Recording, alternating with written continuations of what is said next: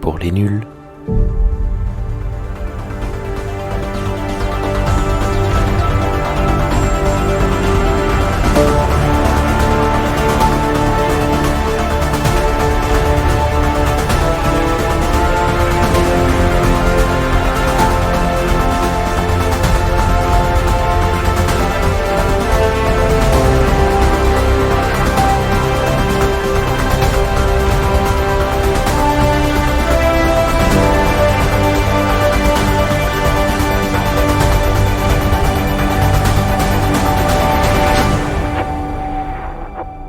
Eh bien, bonjour, bonsoir à toutes et à tous et bienvenue dans cette toute nouvelle émission de Star Trek pour les nuls.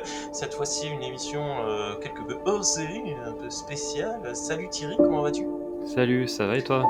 Ça va très bien, toujours en ta présence. Ça va très chaud, toujours très bien. On Oh, va pas c'est se mignon. mentir, je sais. Je disais une émission hors série dans le hors série dans la continuité des émissions fandom que tu nous proposes depuis quelques mois maintenant.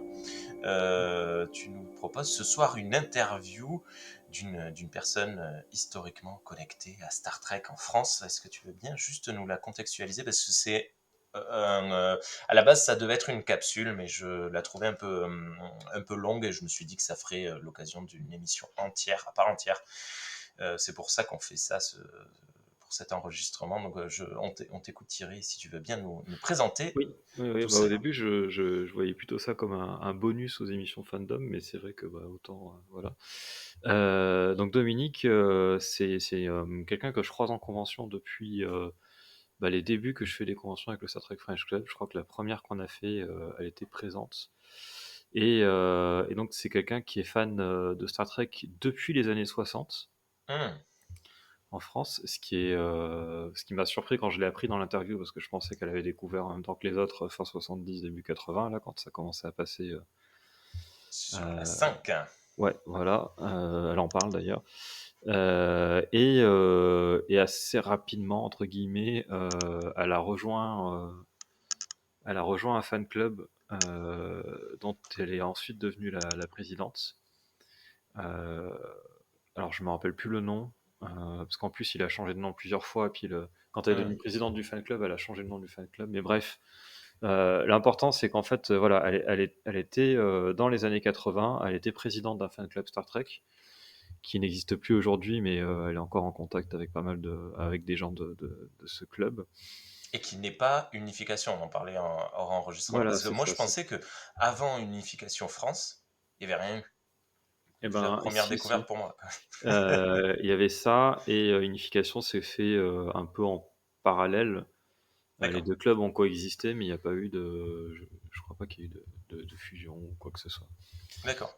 Et, euh, et voilà. Et donc donc son fan club organisait des. Alors moi, je pensais avant de l'interviewer. D'ailleurs, dans l'interview, je vais dire, ah mais en fait, c'était pas comme ça, je croyais. Je pensais qu'elle avait organisé des conventions Star Trek. Et en fait non. C'était des rencontres en fait privées entre membres du club, ou de l'espèce de groupe de clubs qu'ils étaient, parce qu'il y avait plusieurs fan clubs en fait qui étaient réunis ensemble. Ah, c'est ouf. Et en fait, ça ressemble à des conventions, sauf que la différence, enfin, à des salons en tout cas, enfin, bref, les conventions, la différence c'est que c'était pas des événements publics, quoi, c'est des événements Ouais, il n'y avait privés. pas Mais il d'assurance. y avait un programme, il y avait des cosplays, il y avait tout Ok. ça, quoi. Voilà. Et donc voilà, elle a plein de choses à raconter là-dessus, c'est passionnant. Il faisait un fanzine aussi, donc elle raconte aussi pour le fanzine. Voilà. Donc c'est quelqu'un de super intéressant. Moi, ça fait des années que à chaque fois qu'on se retrouve dans une convention, je vais discuter avec elle, et puis son compagnon Francis, qui est fan de Babylon 5, lui. Donc c'est pas notre sujet, mais c'est super intéressant aussi. Un jour, peut-être. Et c'est des gens qui sont passionnants et qui ont des tas de choses à raconter, parce qu'ils sont fans depuis bien plus longtemps que toi et moi. Et voilà. Et soyez prêts, auditeurs, auditrices, parce que vous allez entendre la véritable voix de Thierry. Parce qu'en fait, Thierry utilise des filtres. Non, c'est pas vrai. Mais c'est surprenant, parce que c'est enregistré depuis un téléphone portable. Donc on entend une autre forme de ta voix, mais Ça peut prendre deux coups. Ça me perturbe beaucoup parce que je me suis habitué à ma voix dans le podcast et la voix enregistrée par mon téléphone, c'est pas la même. J'ai pas la même voix. C'est marrant. Non, Et, mais voilà, c'était quand même un petit. Et donc pour le warning. contexte de l'interview, en fait, là j'étais ce week-end à la Camocon avec le Star Trek French Club. Et elle était là avec Francis, donc son compagnon, où ils tenaient leur stand Star Trek Babylon 5. Ils ont un stand Wow. les deux. Et en fait, dans la nuit de samedi à dimanche, j'arrivais pas à dormir. J'ai toujours des idées quand j'arrive pas à dormir, moi. Je me dis, mais il faudrait que j'interviewe Dominique. Ça serait vachement bien. Et donc voilà, j'ai improvisé ça avec mon téléphone au milieu de la convention. On a essayé de trouver un coin pas trop bruyant, mais bon, c'est bruyant quand même. On entend les voix sont quand même très claires. On voit qu'on est dans une convention, mais c'est tout à fait écoutable. Et voilà. Et malheureusement, j'ai perdu, alors j'en parle à la fin, j'ai perdu les 10 dernières minutes de l'interview parce que mon appli d'enregistrement s'est arrêté d'enregistrer, je sais pas pourquoi. Ouais. Et je l'ai pas vu. Et donc du coup, on a parlé 10 minutes de plus sans. Voilà, où elle parle en fait, elle parle des conventions qu'elle a organisées ensuite, qui sont des vraies conventions ouvertes au public, qui avaient à Nancy. J'en reparle à la fin, je fais un petit résumé de ce qui manque dans l'interview. Ok. En tout cas, moi, je l'ai pas écouté en entière, mais c'était assez cool pour le moment. Je l'ai pas encore écouté en entière. Ça sera fait d'ici peu. Mais c'était assez cool. Merci beaucoup Thierry pour nous avoir proposé ce genre de truc. Et tu renouvelles l'expérience quand tu veux. C'est vraiment très, très chouette les capsules de vie comme ça dans les conventions. Moi, c'est un truc, c'est un peu un rêve que j'ai depuis longtemps, mais il se passe rien dans le Gers, il n'y a pas de convention, il n'y a pas de truc. La seule fois où j'ai voulu le faire, c'était des employés d'une entreprise, et ils m'ont dit, je sais pas si on a le droit de parler, donc j'ai pas enregistré. Et bon, Nathalie, si tu nous écoutes, j'aime beaucoup ce que tu fais, le popcorn est très bon. Mais bon, voilà. Donc, tu renouvelles l'expérience quand tu veux. Merci beaucoup. Bonne écoute à toutes et à tous. Et à la semaine prochaine. Bonne écoute.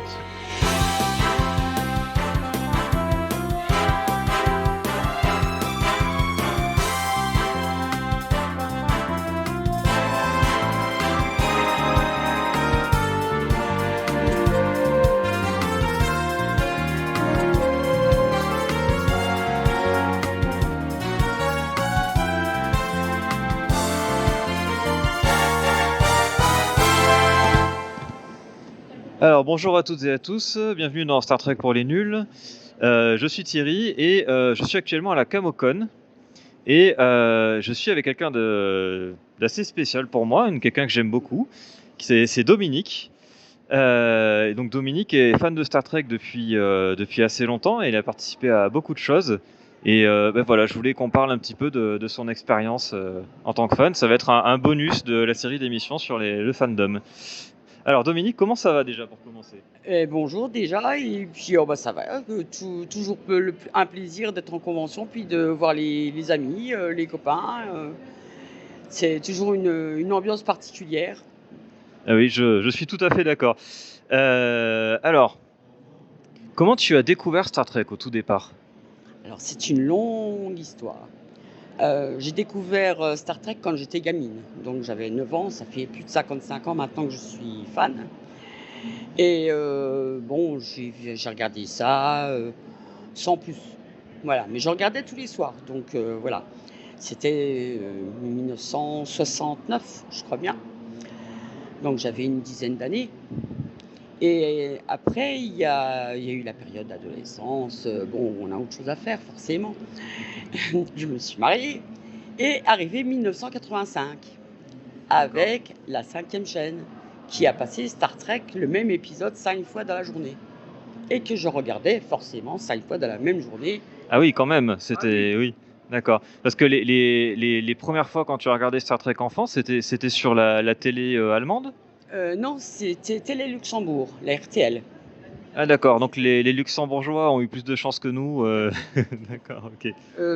Oui, c'est passé en 1968 ou 69, les premiers épisodes qui dataient de 66. Ah oui, d'accord, donc vraiment très peu de temps après les USA. Oui. Ouais.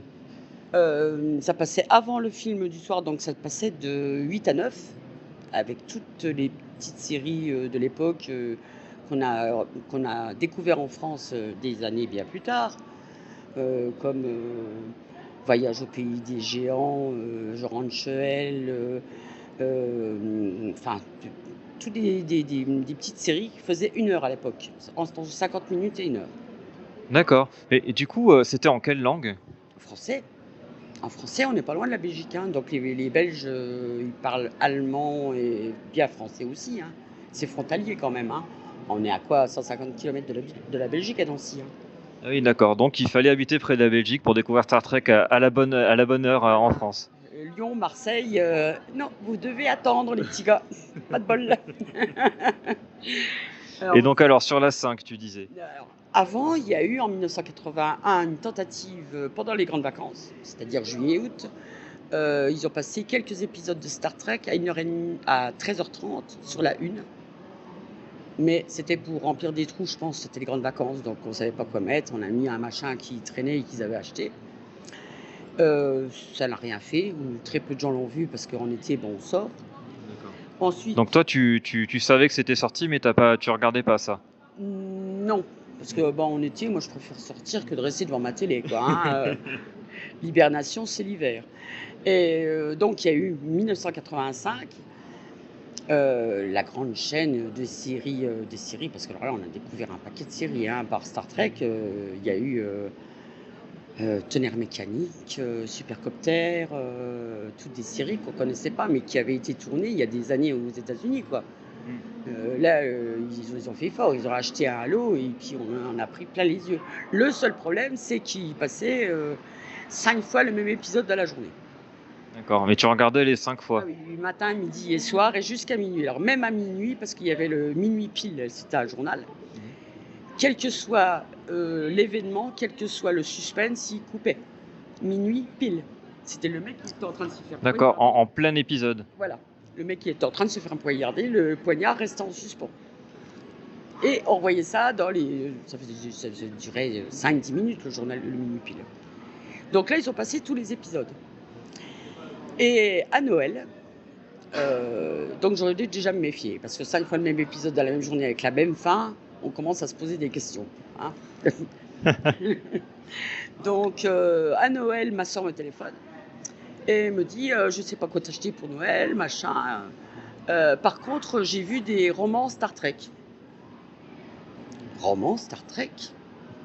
Eh ben allons-y, offre-moi des romans Star Trek. C'était les éditions Arena. Ils ont sorti 5 livres extrêmement bien d'ailleurs. Et il n'y avait pas eu de bouquin Star Trek en France de sortie. Oui, et d'ailleurs, il n'y avait pas de cassette à ce moment-là. Ça, je sais pas. Je pourrais pas dire. Peut-être qu'il y en avait eu, mais je ne saurais pas dire. Parce que j'étais pas encore dans la politique de faire de la collectionnité aiguë. D'accord, oui, là c'était encore le début, quoi. Voilà, C'était le voilà. début. Et voilà. Donc ma soeur m'achète les livres. Je lis mon premier livre, première page, jusqu'à la dernière page. Je tourne la dernière page. Et c'est marqué, si vous voulez en savoir plus sur Star Trek, rejoignez-nous à cette adresse, les amis de Star Trek. Ah, donc là il y avait un fan club déjà. Pas officiel. De toute manière, en France, il n'y a jamais eu de fan club officiel, hein, chapeauté par la Paramount ou autorisé. En France, il n'y en a pas. Mais c'est un petit un regroupement de personnes comme ça, partager une passion. Et donc c'était l'éditeur qui faisait la promotion d'un club de passionnés. Voilà, c'était un éditeur privé qui faisait ça, une petite maison d'édition, mais dont la responsable, forcément, était fan de Star Trek. Ah oui, c'est pour ça qu'ils avaient édité des bouquins Star Trek. Voilà, ils avaient édité les bouquins et puis ils avaient mis leur petite adresse.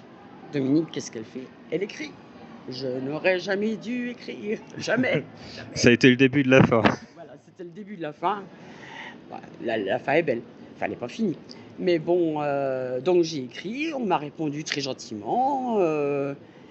Et puis, bon, on fait une réunion. Ça se passe en Normandie. Normandie, Nancy, c'est quand même 7 heures de route en voiture. Ah, allez, pour Star Trek, hein, on compte pas. Donc on fait, c'est un week-end. Oh, bah, on va coucher à l'hôtel et puis ce sera bien. Donc on est D'accord, donc déjà t'étais motivé quand même, motivé. voilà. Bon, Là, tu étais déjà à fond dans Star Trek au point de vouloir faire de la route pour aller ouais. retrouver des gens. Et mon mari, bon, servant de chauffeur, mais pas fan de Star Trek, plus que ça. Donc on arrive en Normandie, on prêt à frapper à la porte des personnes qui nous accueillaient.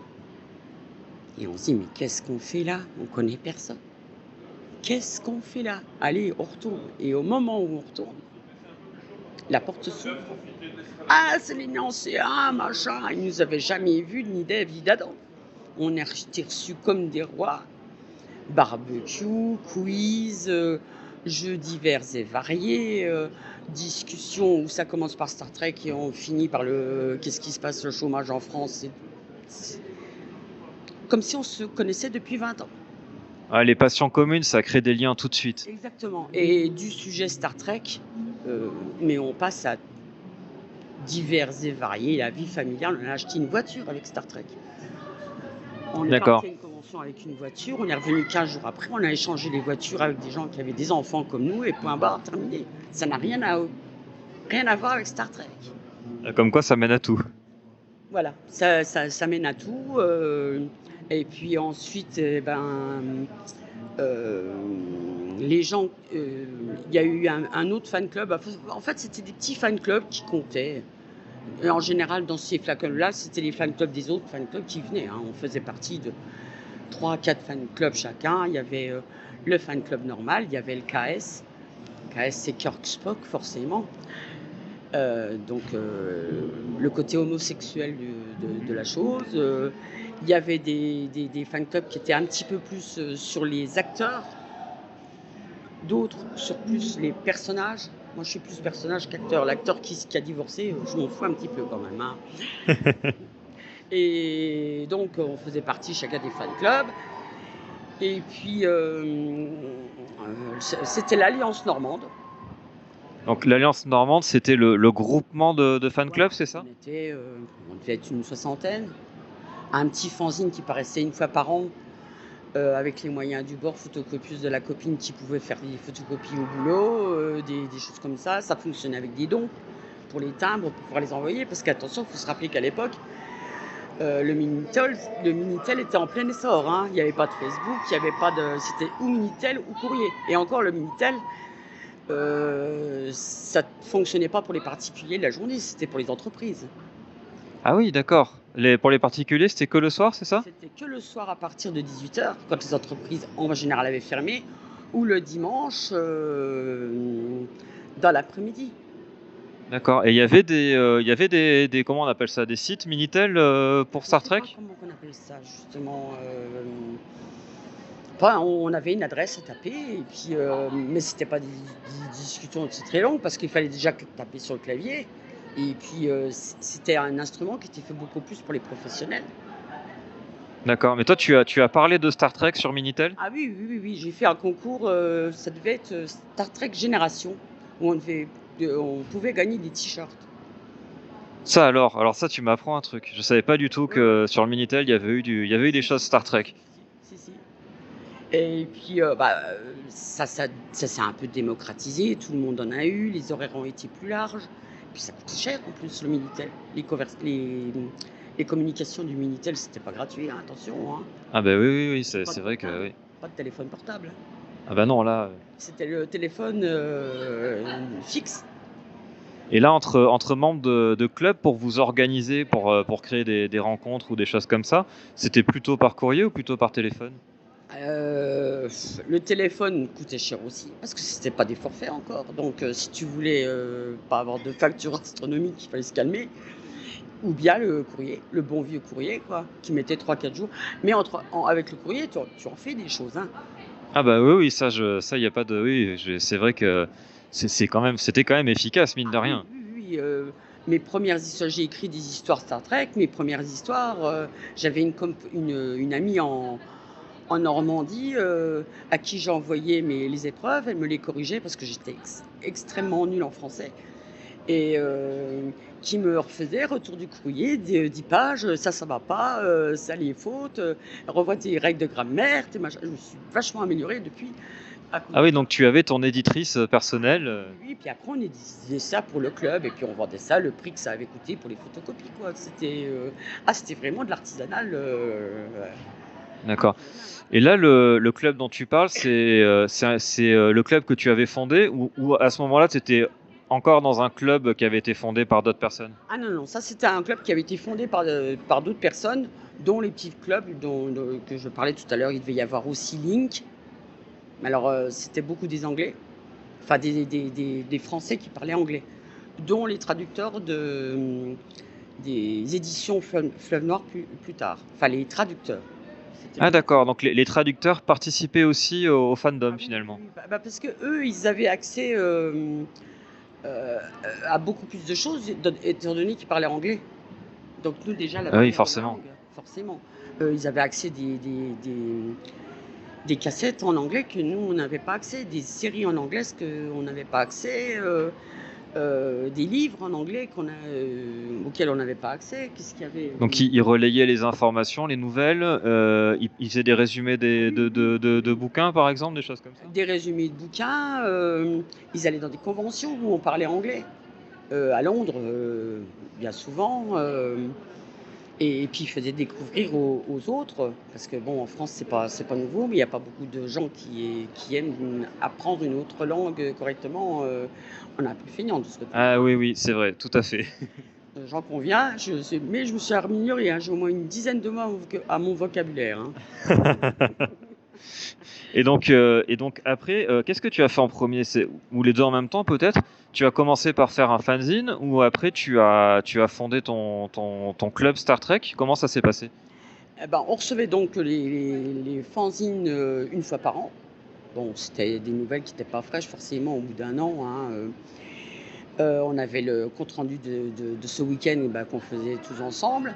Tout le monde ne venait pas parce qu'il y avait des gens, il faut faire le trajet, il faut réserver une chambre d'hôtel, coucher chez l'habitant éventuellement si on trouve, avoir une voiture aussi, avoir un mari qui veuille bien ou une femme qui veuille bien accompagner ou bien rester à la maison à garder les gosses. Tout ça, c'est des éléments voilà, Ah oui, là, il y a des débats compliqués là. voilà, moi j'ai la chance, voilà, on laissait les gosses à la mamie et puis nous on se sauvait un week-end. Ça va que la mamie était arrangeante alors. D'ailleurs, à ce sujet, ma sœur se marie et elle me donne la date. Je dis tous les ans on va à ce machin, ça faisait 3 ou 4 ans. Hors de question de louper ce week-end annuel, hein, sur 365 jours, un week-end. Faut pas... Ma sœur me téléphone, j'ai réservé les dates. Non. Ah, moi, tu ne me prévois pas au mariage, hein. Moi, j'ai mon truc Star Trek, hein. Ma sœur a changé la date de son mariage. Ah oui, bah oui, il y a des priorités dans la vie. Il y a des priorités dans la vie, faut pas rigoler avec ça. Donc, le premier club, l'Alliance Normande, ils étaient médecins tous les deux et ils entraient en pleine vie professionnelle avec des enfants en bas âge, tout ça, ils avaient du mal de suivre. On a repris le fan club en changeant D'accord. le nom, parce qu'elle voulait plus être embêtée avec les courriers, les machins comme ça, voilà. Donc c'était les mêmes membres, mais c'est juste le club qui a changé de nom et de direction. Voilà. Et puis, il y avait le téléphone, il y avait Minitel, mais c'est compliqué pour les gens, hein. Il y a les situations familiales, sociales, les horaires de travail, de machin comme ça. Star Trek, c'est gentil, mais il y a une vie quand même autour, hein. Donc, on a dit, il faut qu'on fasse un fanzine, moyennant une petite adhésion pour envoyer par courrier, forcément, puis faire éditer ça. Et c'était... je sais plus à l'époque, enfin c'était une somme qui couvrait juste on avait calculé ça pour les 4 éditions de l'année. Mais ça permettait d'avoir quand même un lien tous les trimestres. Les gens participaient par des jeux, des articles sur les épisodes, sur les films, sur ce qu'on avait envie de dire. C'était libre, on pouvait faire ce qu'on voulait, quoi, écrire des histoires, pousser un coup de gueule. Enfin, ça c'était. C'était en fonction des participations, quoi. Voilà, en fonction des participations, parce qu'il faut savoir que dans un fan club, il y a le noyau dur et les gens qui aiment lire sans jamais rien faire. Mais Oui, ça, oui. c'est le propre des fan clubs, hein. Donc, Et du coup, tu as lancé le fanzine dès que tu as récupéré le club ou ça a pris un petit moment et au départ, tu as gardé le fonctionnement qu'il y avait avant? ah non, non, non, dès le début, ça a été comme ça. Parce que les gens, même si c'est une petite somme, ils veulent toujours avoir quelque chose en échange. Donc, si tu veux que les gens adhèrent à un fanzine, enfin à un fan club, il faut leur proposer quelque chose. Leur dire, donnez-moi 200 francs pour le plaisir de participer à un fan club. Ils vont dire, mais où va l'argent? Mais c'est une question tout à fait normale, hein, donc il n'y a pas de souci.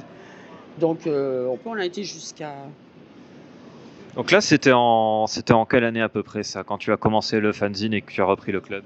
87, 88. D'accord, donc c'était les débuts de la nouvelle génération. Vous en aviez entendu parler ou pas? Ah oui, la nouvelle génération. Une fois, j'écris à une personne, je voulais parler de Star Trek par courrier, machin. Il me répond très gentiment, c'était un professeur d'école.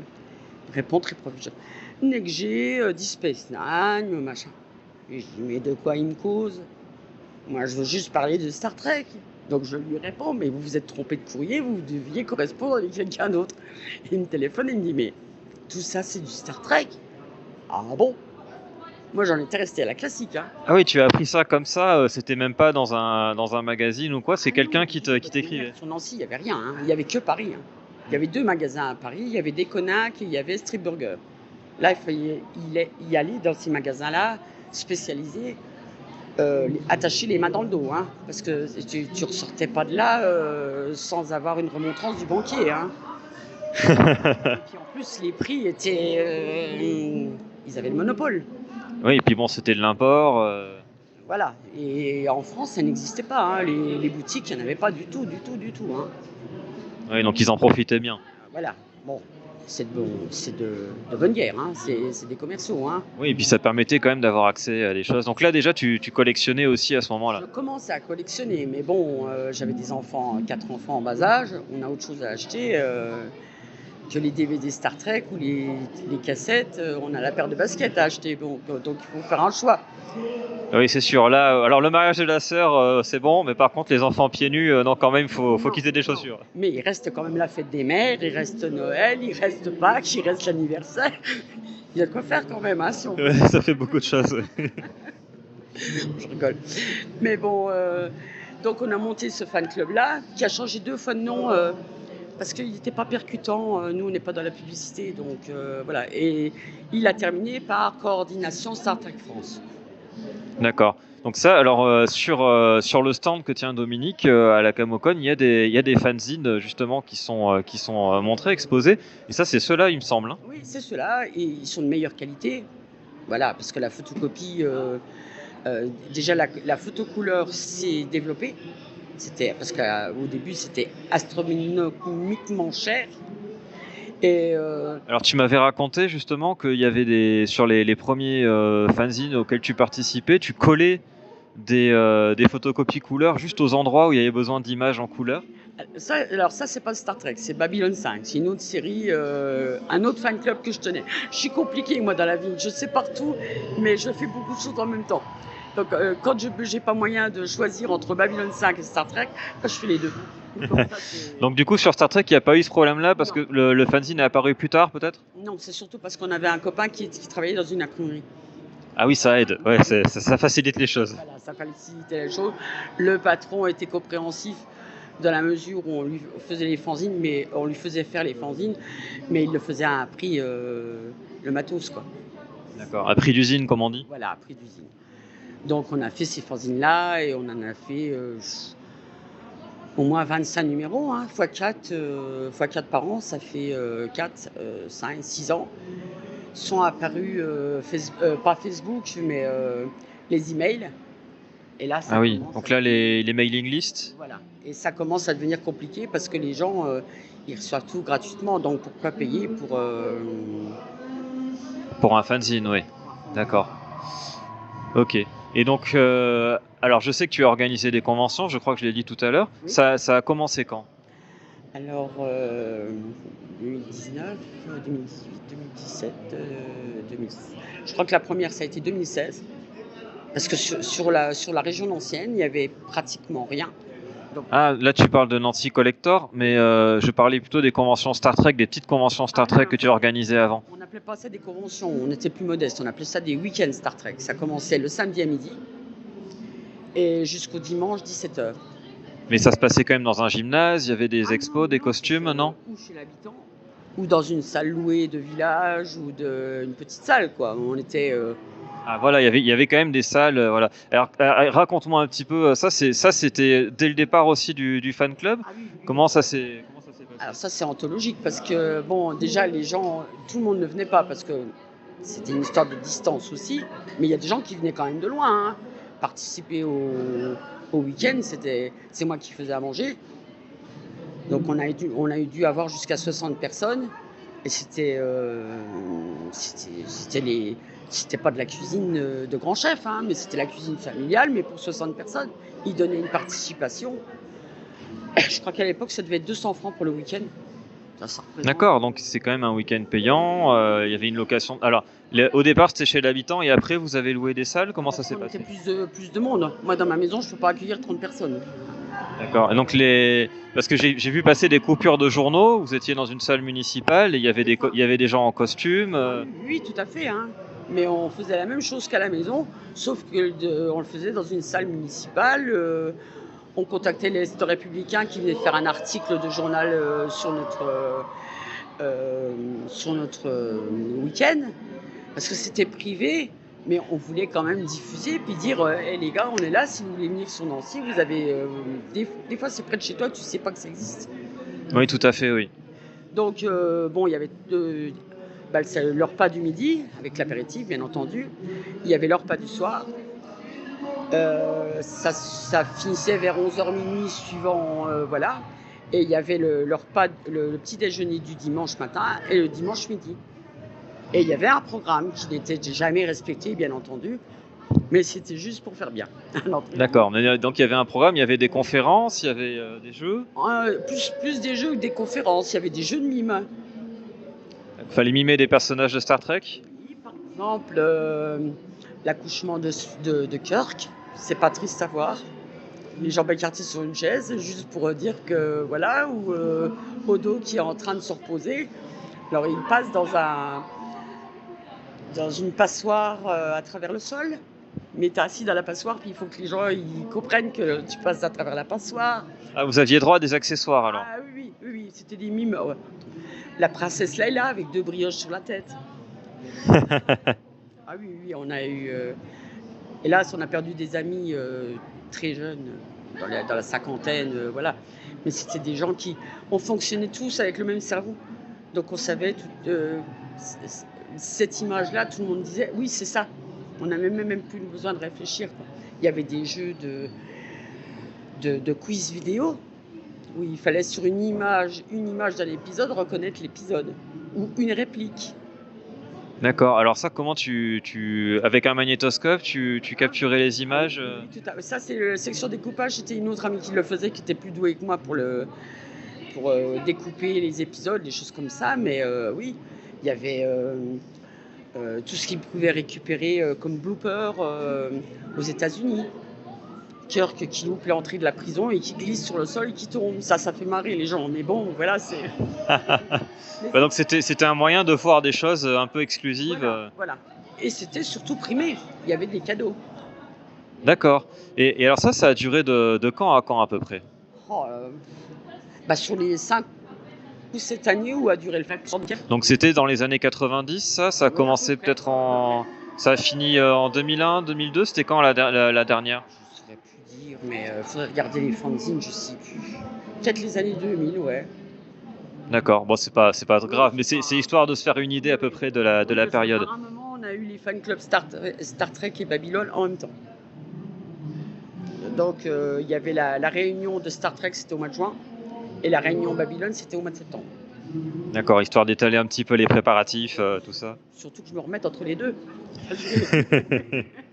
Parce qu'on n'a pas une idée de la fatigue que ça peut être pour contenter tout le monde. Pas contenter dans le sens exigence, mais que si les gens sont venus vers toi, t'aimes bien les recevoir, quoi, en fait. Donc il faut être aux petits soins des uns, des autres, participer aussi sans participer. Puis c'est en amont aussi, il y a beaucoup de travail. Je parlais des magasins à Paris qui avaient pratiquement l'exclusivité.